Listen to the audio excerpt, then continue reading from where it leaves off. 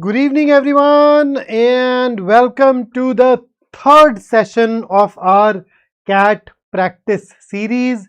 And in this particular session, we are going to go ahead and focus on the PYQs of RC.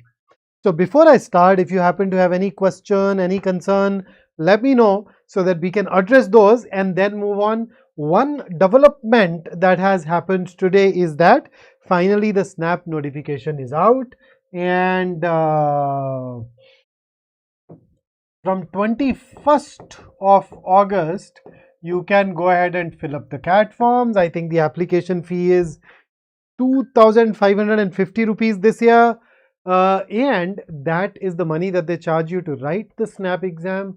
Whereafter you also need to select the programs that you want to apply to. For every program that you apply to, there'd be 1,000 rupees extra. So make sure that you've done your homework, and wherever you need us, you do let us know. Another major change is in the exam itself, where there is a section on ethics, morality and values, etc. So they're saying that's going to be kind of decision making, but with an emphasis on these areas. 10 questions. We'll go ahead and we'll have you covered. We'll go ahead and talk about those things as well. In the interim, anything that you want. Arithro says shadow fight wallpaper. Okay. It was actually a video, huh? By the way. I did not loop it, but yeah, I kind of liked it. So when I think of practice, these are the kind of things that I generally think of. Now you know that. So good evening, and let's go ahead. Let's get to work. I think there aren't very many questions coming my way anyway. So in that case, we can dive into the questions that I am carrying for you. So here is the first passage. Now you realize of late we have all become accustomed to a scenario where you have a passage with 4 questions. Has that always been the case in the CAT exam? Nope. There have been couple of years where the examiner did experiment with shorter passages, longer passages. So we've had passages which were a little longer, but they carried 6 questions. And then we've also had passages that were shorter, but they happened to have 3 questions. So I am going to take you through this latter variety today. We'd go ahead and solve 2 passages. Both of them are short and both of them carry 3 questions. So here is your passage 1. Once you're done reading it, let me know and I'll take you to the next slide.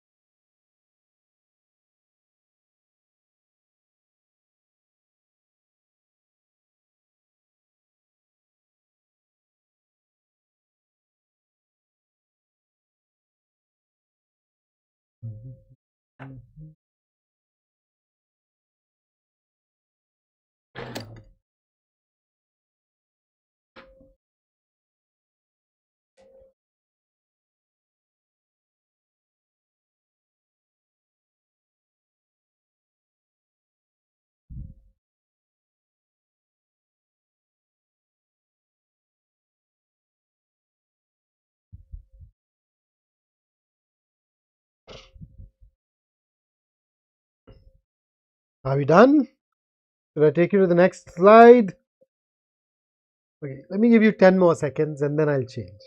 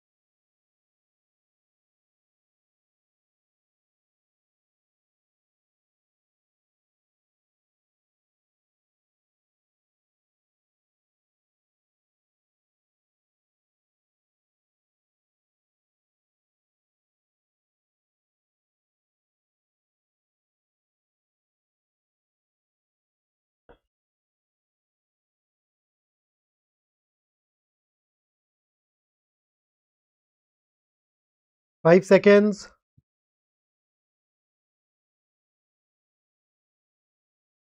And that's your question number 1 for 90 seconds.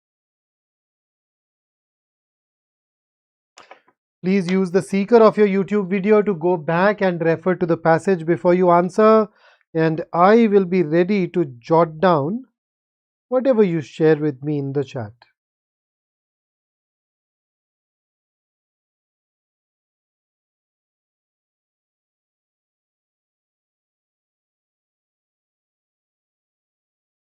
Wow, Omkar, that was quick. You barely taken 15 seconds, huh?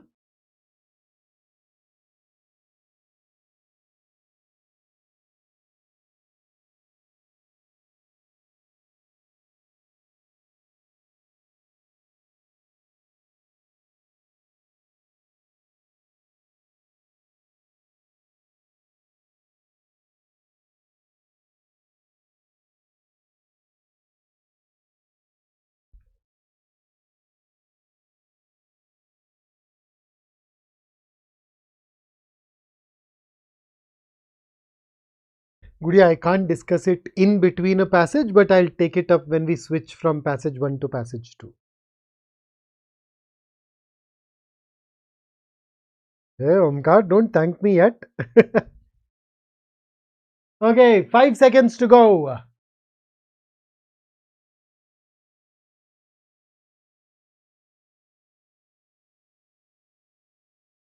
And here is your next question.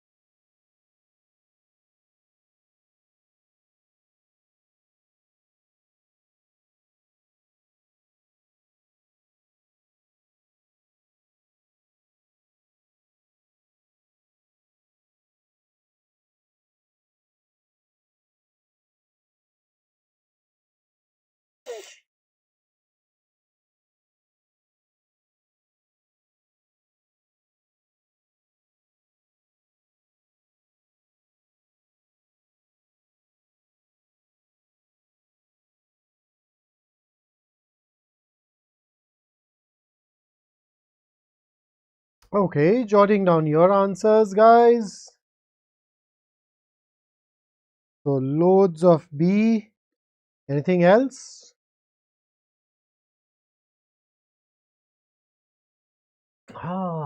Not as easy as you guys make it look like so far. All right.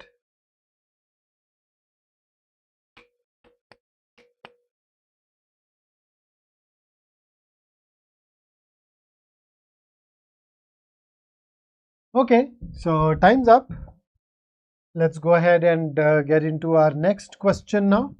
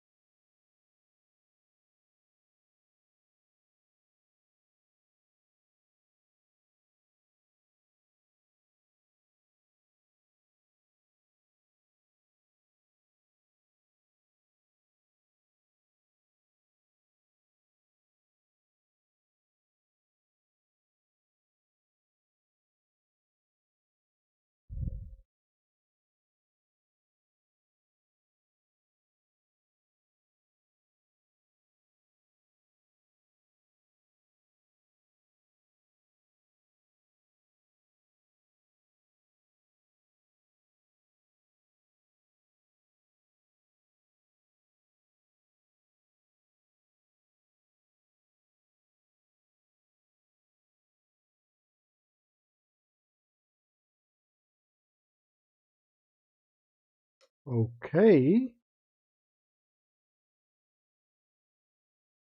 Last 15 seconds.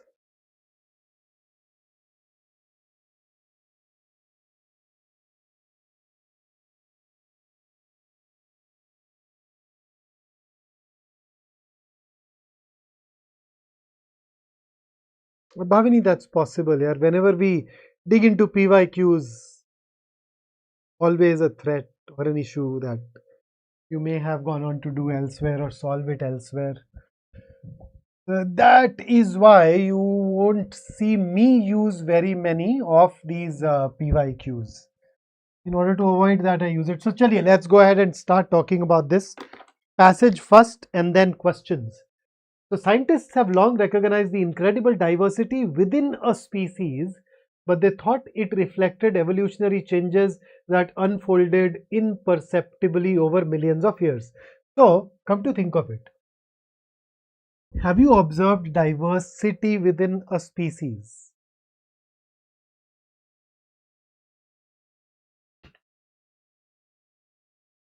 We are Homo sapiens, no? You, I, Homo sapiens.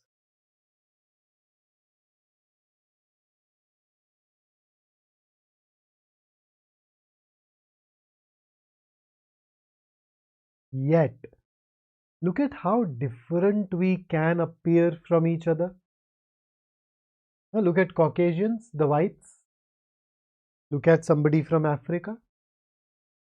Look at somebody from India. Look at somebody from China, Japan, Korea. You notice, same species, we are all Homo sapiens, but we are also different. So there is an incredible diversity within a species. You want to see a more stark example, you can see dogs. You've seen all these different breeds, right? So scientists have long recognized the simple fact that within a species you can have incredible amount of diversity. But now what causes that diversity? Their hunch was that this diversity is because of evolutionary changes. So you know evolution, where your genes change, they bring in certain traits, certain character, and that's how you become different. And these evolutionary changes compound rather slowly. It happens over a long period of time, gradually, and it is over that long period of time that you have these differences arising out of arising within a species. Now, that divergence between populations within a species was enforced according to Ernst Mayr, the great evolutionary biologist of 1940s, when a population was separated from the rest of the species by a mountain range or a desert, preventing breeding across the divide over geological scales of time. Okay, now hang on. Divergence between populations. So within a species, you can have different populations, right? There are people who live on the Indian subcontinent. There are people who live in the Americas, right? So there are two different populations, and those populations are different. They're saying those differences between different groups of the same species occur when a population gets separated from the rest of the species by some kind of geographical barrier. So let's say all of us are a single group. We walk, and then suddenly what happens is that uh, tectonic plates hit each other, and then there is a mountain that falls in between. Half of us are now on one side of the mountain, the other half are on the other side of the mountain, and because we are now separated by some geographical feature, it prevents breeding across the divide. Now population of one side will of course mate with population only on that side, they don't have contact with the other side, and that's how over a long period of time the populations will become different. So Ernst Mayr is saying that differences are caused, they still happen because of evolutionary changes that unfold imperceptibly over millions of years, but they're caused by this separation. So without the separation, gene flow is the transfer of genes between or among different populations of the same species. Now, without the separation, gene flow was relentless. That the entire group would keep exchanging the genetic material. But because of the geographical barrier, now they are separated. But as the separation persisted, the isolated population grew apart and speciation occurred. Speciation is given enough time, it can turn into a new species altogether. Okay. Now, next paragraph. So, in the mid 1960s, the biologist Paul Ehrlich, author of The Population Bomb, and his Stanford University colleague Peter Raven challenged Mayer's ideas about speciation. So, what did they do? This. Now, what is Mayer's idea about speciation? Geographical barriers restrict gene flow, and when those barriers persist over a long period of time, you can have different species forming. These guys are challenging it. How? They had studied checker spot butterflies living in the Jasper Ridge Biological Preserve in California, and it soon became clear that they were not examining a single population. Through years of capturing, marking, and then recapturing the butterflies, they were able to prove that within the population, spread over just 50 acres of suitable checker spot habitat, there were three groups that rarely interacted despite their very close proximity. So notice, Mayer introduced the necessity of a geographical barrier for population to become different. Now, they are giving you an instance, an example where the same species living in the same 50-acre area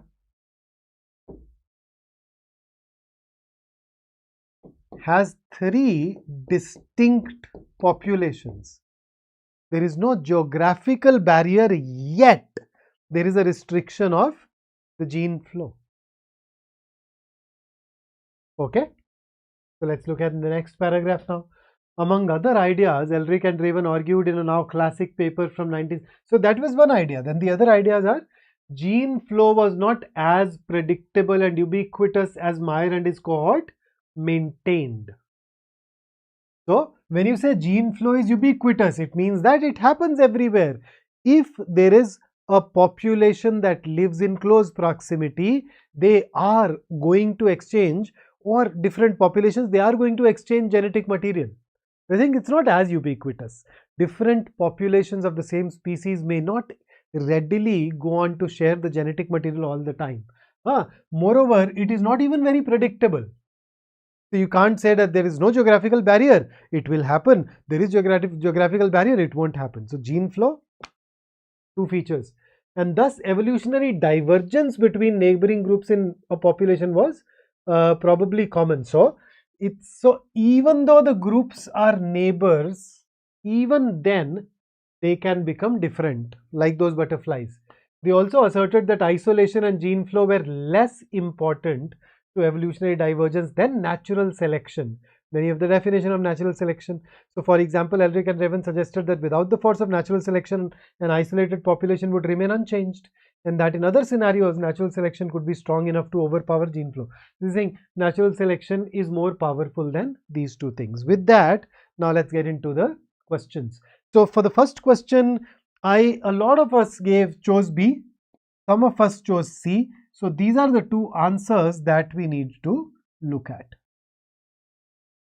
You were right, you were correct in eliminating A and D. What is the question? Which of the following best sums up Ehrlich and Raven's argument in their classic 1969 paper? So B says checker spot butterflies in the 50-acre Jasper Ridge Preserve formed three groups that rarely interacted with each other. How do you know that they did not interact with each other?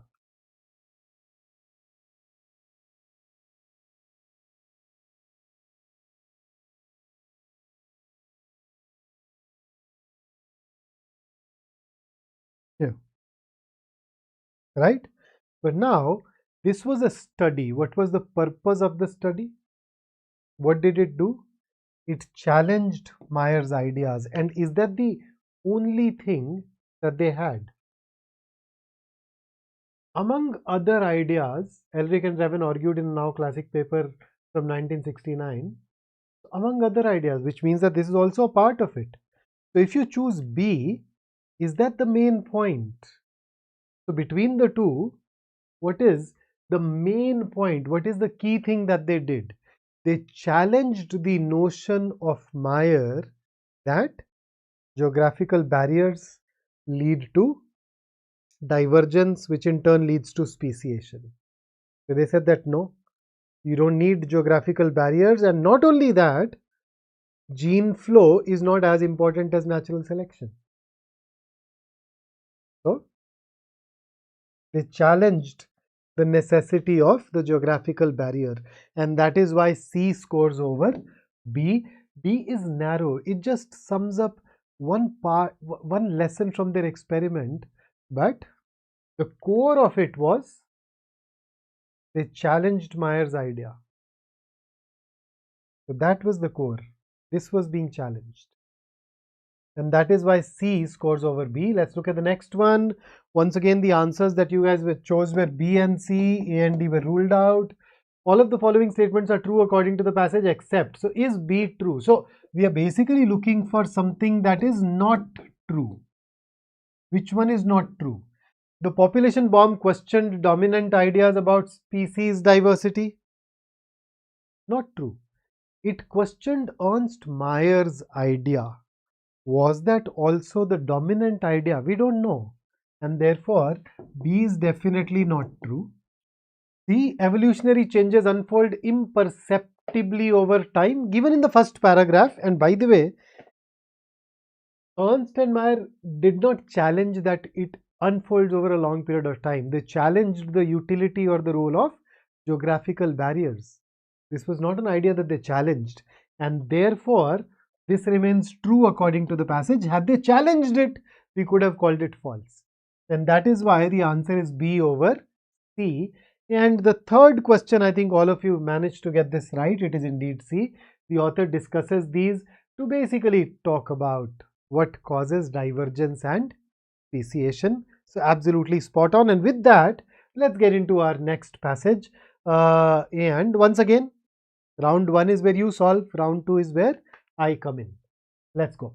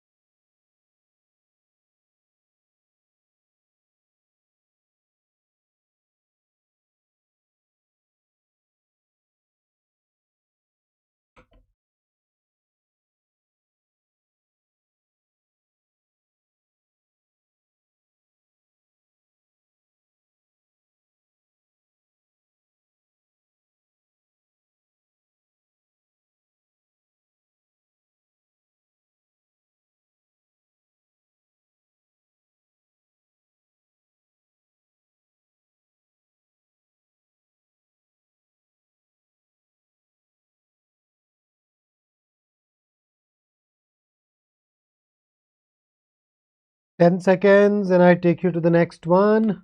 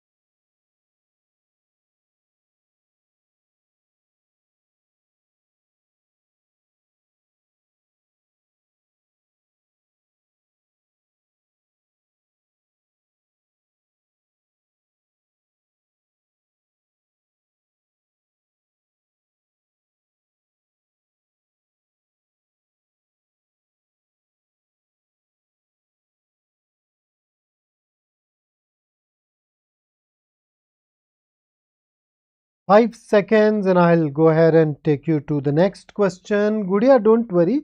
Once we have, I forgot, once we are done with the passage, we can definitely take whatever questions that you have. Don't worry.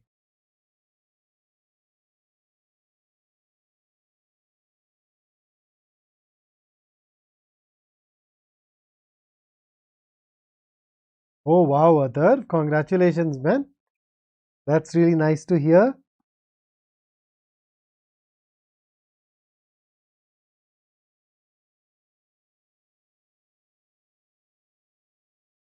Okay, let's get into the questions now. So here is your question, and let me start the timer. Let's go. What's wrong?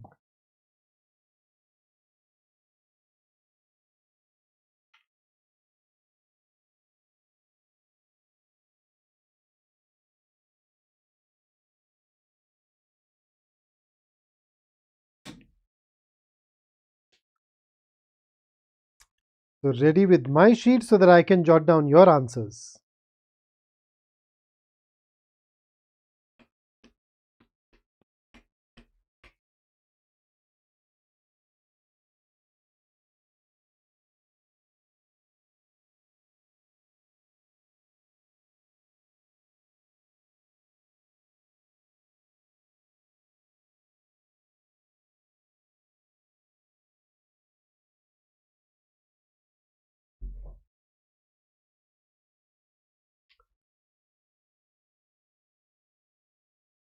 So loads of C's coming in. What else?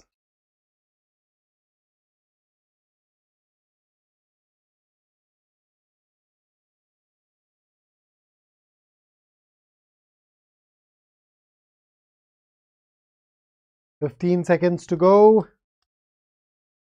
Those of you who are new, please use the seeker of the YouTube to go and refer to the passage.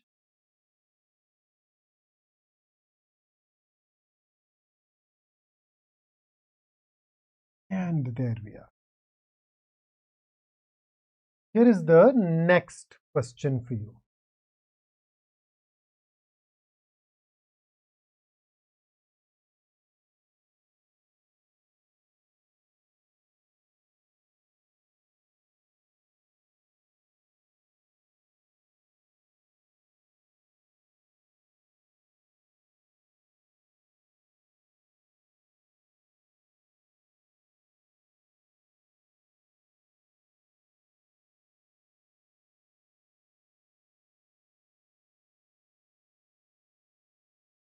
Bhavini, that's your answer to the fifth question.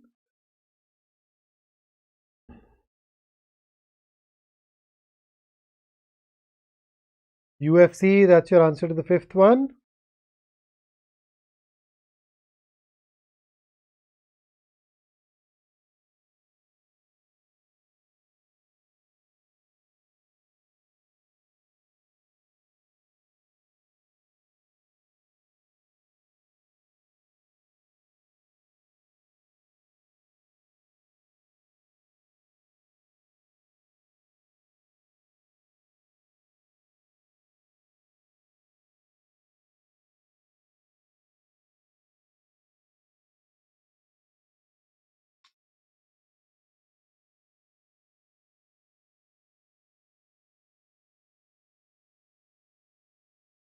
Okay, let's go to the next one now.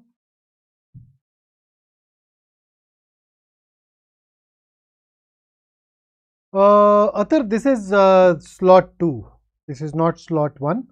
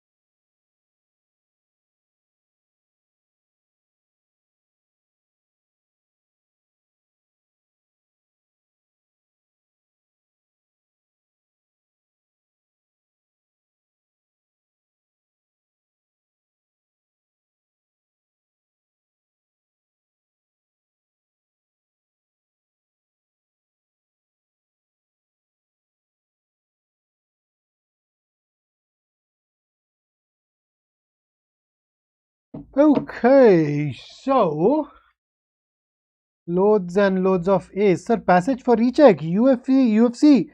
You can go back using that seeker down below, no? You can refer to the passage using that. That's how we work on YouTube. It's impossible for us to memorize everything in a passage. Chaliye, so I have your answers. Let's go ahead and check. A relatively easier passage if I compare it with the previous one on the whole. Let's see, despite their fierce reputation, Vikings may not have always been the plunderers and pillagers. So, plunderers and pillagers are people who loot, people who take things by force from you, usually in situations like a war. So, they are plunderers and pillagers there, right? Uh, so, in this classic image, Vikings were these seafarers who used to attack other nations where they'd fight with them and they'll take all the valuables from them. The passage says they may not always have been the plunderers and pillagers popular culture imagine them to be. In fact, they got their start trading in northern European markets, research suggests. So, these guys were traders initially. How do we know that? See, combs carved from animal antlers. You know antlers?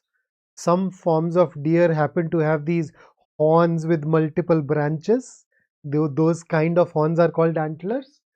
So, combs carved from animal antlers, as well as comb manufacturing waste and raw antler material, has turned up at 3 archaeological sites in Denmark, including a medieval marketplace in the city of Ribe.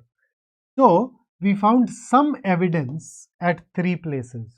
A team of researchers from Denmark and the UK hope to identify the species of animal to which the antlers once belonged.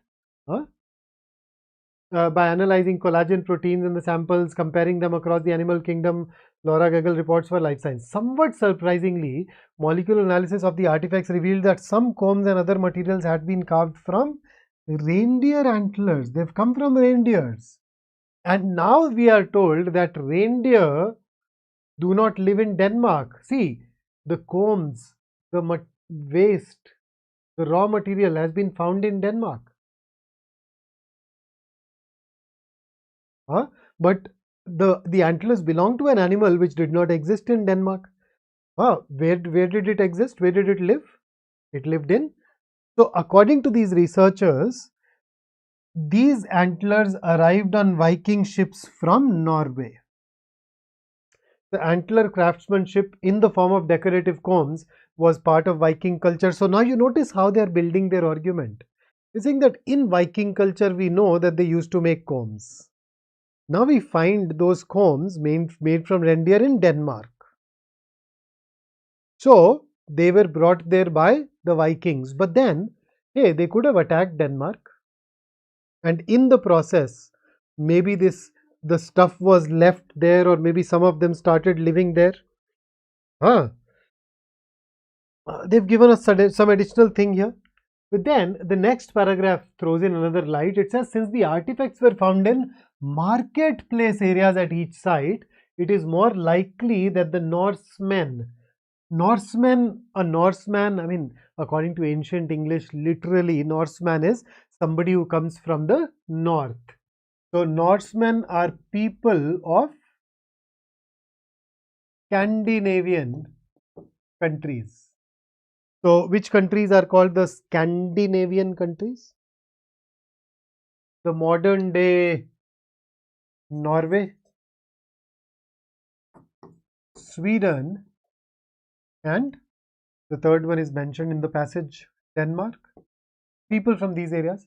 So, it's more likely that they came to trade rather than pillage. Why? Because they found at marketplaces. If you're there to rob, loot, you may not just go to marketplaces.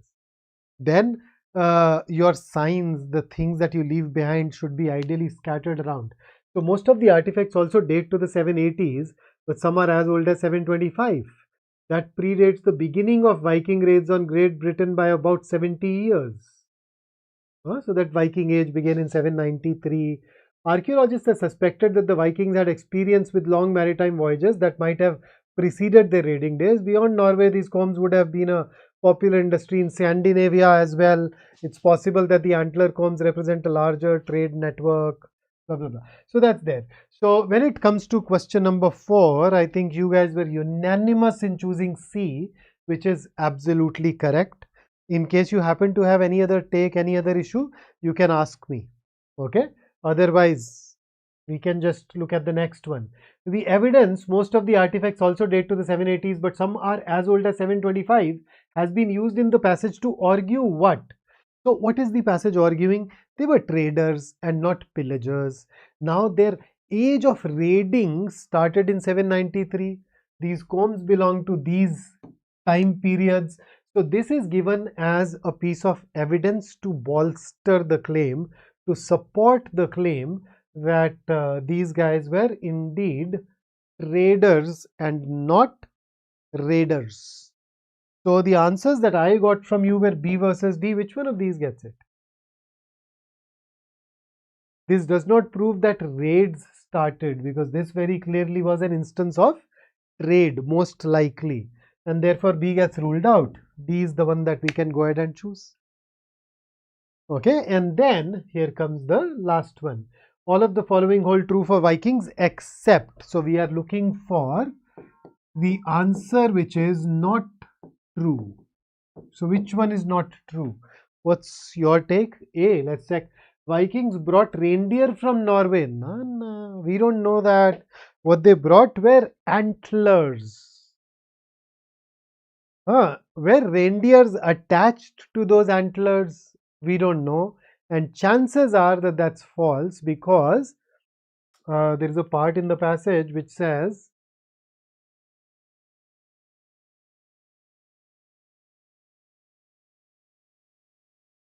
they shed. So you collect. So chances are that no reindeers were brought in or harmed, for that matter. So you're absolutely right. This is not true. That is why this is the answer. The other 3 were true, and therefore they are not our answers. You can. So somebody was saying, why am I not replying on Telegram? Yeah, the volume of the message was a lot. So I have, you remember, I've been spending some time on the group every day now, and I've been answering whatever I could. In fact, I did answer quite a few questions there today as well. And tomorrow is Thursday, where you know that I'm going to go live once again and spend significant amount of time answering the questions in person. And before I sign out, stay patient, stay focused, stay determined. Last 102 days, and that's what is needed. Now, Gudia had a question. How do we take care of these difficult words? So, Gudia, there are 2 things that I want to tell you. Number 1, it is really important for us to start working on developing our vocabulary. I have taken a session called Vocabulary Strategy Session on YouTube. If it is not on this channel, it will be on our sister channel called MBA Wallah. Go ahead, look it up. It tells you how you can become better when it comes to your vocabulary. And then second, particularly in RCs, if you come across a few difficult words here and there, learn to ignore them. Most of the time, they're not critical for you when it comes to answering the questions. Okay, so these 2 things combined, I'm sure they'll put you in a better stead. Anything else? Anything else? Anything else? What else? King, you can also post your question here. Jigyanshu says, sir, I'm feeling a little low. Please motivate me. Jigyanshu, I do not need to motivate you. I know that when you started this journey, you had certain goals. You started this journey because you wanted to achieve certain things. And I also know that those things matter deeply to you. So just think of those things. You don't need me. You need your desires to propel you. And life has this tendency, right? It beats all of us down. We have, all of us, we have good days, we have bad days. And then thankfully, if motivation is what you believe in, motivation is a finite, renewable resource. If you run out of it today, you can always get it back tomorrow. Read some self-help books, talk to people who make you feel better. But then, apart from that, also rely on your processes. We don't always need inspiration to work. Routines also work equally well. So that can also help you perform better. Time to prep like sprint. Athar, we are definitely moving forward, going to switch up the pace. we will be, as time progresses, we will start focusing more on revision sessions and more on marathons. The difficulty level of the questions will also go up. All of that is coming. All of that and a lot more will come your way. Mid-September to October end, roughly what we do there, right? Okay, so that's it from me today. I hope to see you guys in our next session pretty soon. Until then, keep it two-way. Keep telling me what it is that I can help you with, and I can keep designing the sessions accordingly. Until then, have a great time, and I'll see you soon.